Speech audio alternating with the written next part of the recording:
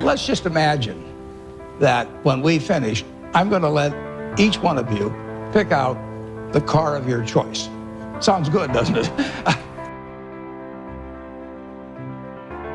Pick it out, any color, you name it. It'll be tied up with a bow, and it'll be at your house tomorrow. And you say, well, what's the catch? And the catch is that it's the only car you're going to get in your lifetime.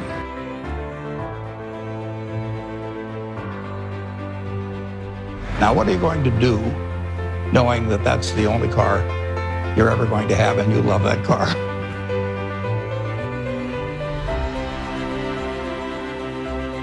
You're going to take care of it like you cannot believe.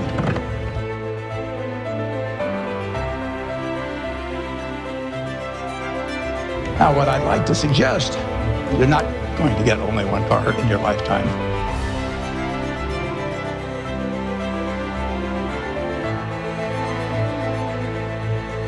But you're going to get one body and one mind.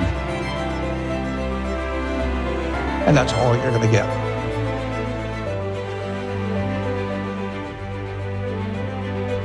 And that body and mind feels terrific now, but it has to last you a lifetime.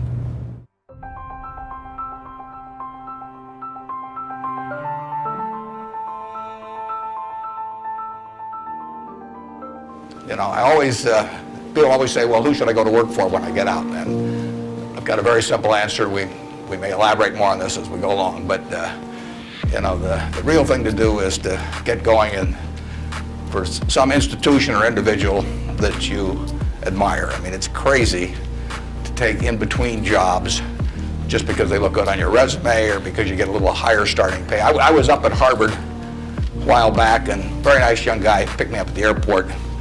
He said, I went to undergrad here, and then I worked for X and Y and Z, and now I've come here. And he said, I thought it would really round up my resume perfectly if I went to work now for a big management consulting firm. And I said, well, is that what you want to do? And he said, no, but he said, that's the perfect resume. And I said, well, when are you going to start doing what you like? And he said, well, I'll get to that someday. And I said, well, you know, I said, your plan sounds to me a lot like saving up sex for your old age. You know, I mean, it just doesn't make a lot of sense. I told that same group, I said, you know, go to work for whomever you admire the most. And I said, you can't get a bad result. You'll jump out of bed in the morning and you'll be having fun. And I'd like for the moment to have you pretend I've made you a great offer. And I've told you that you can pick, you have 24 hours to think it over, and you can pick any one of your classmates, and you get 10% of their earnings for the rest of their lives. And I ask you what goes through your mind in determining which one of those you would pick.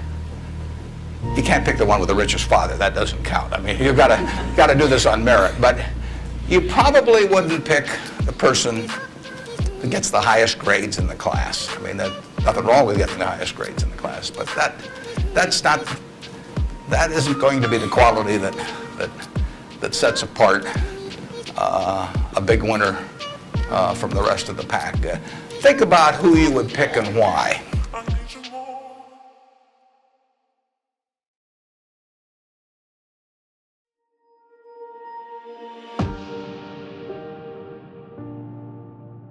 And I think you'll find when you get through, you'll pick some individual. You've all got the ability. You wouldn't be here otherwise. You've all got the energy. I mean, you've got, you know, the initiative is here, the intelligence is here throughout the class.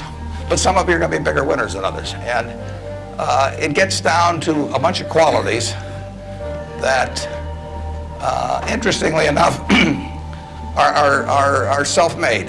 I mean, it's not how tall you are, it's not whether you can kick a football 60 yards, it's not whether you can run the 100-yard dash in 10 seconds, it's not whether you're the best looking person in the room.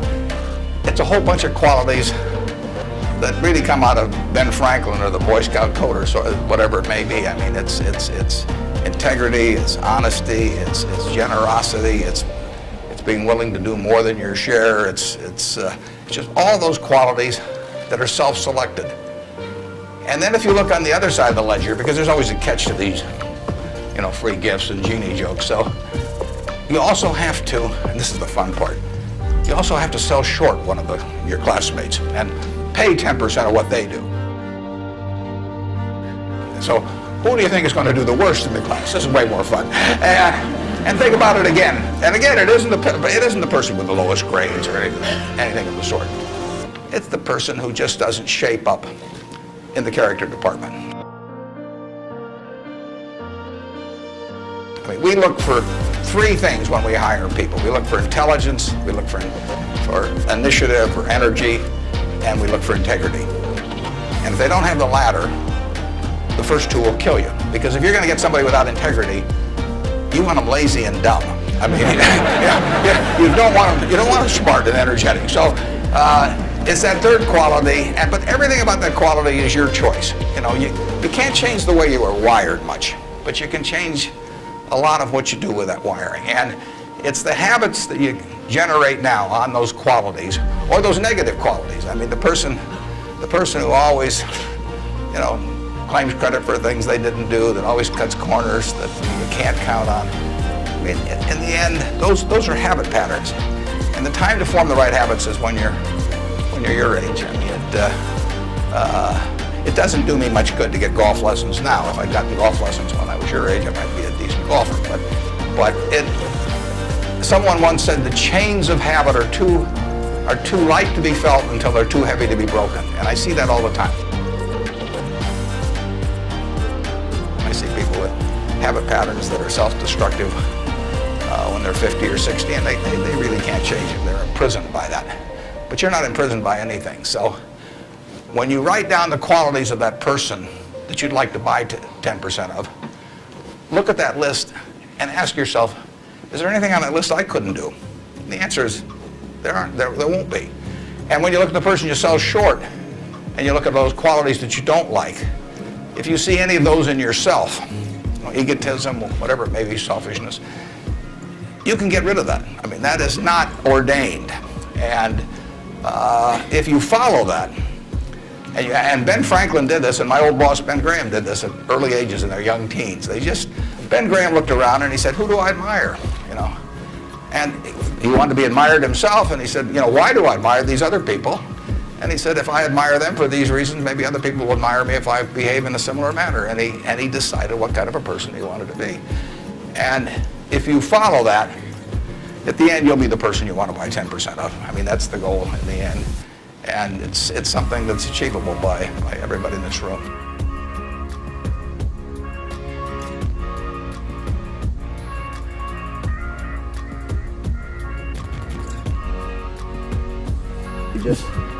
You really want to be doing what you love doing.